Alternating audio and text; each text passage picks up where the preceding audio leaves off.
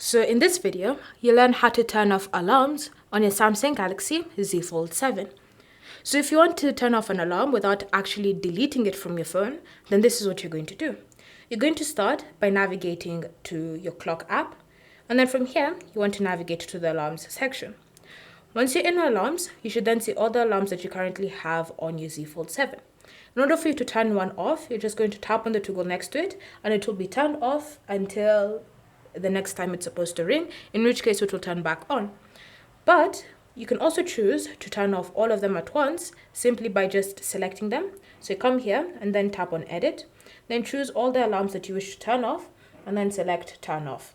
Once you've done that, all the alarms that you've currently selected will be turned off until you turn them on again. And so that's how you can turn off any alarms on your Samsung Galaxy Z Fold 7.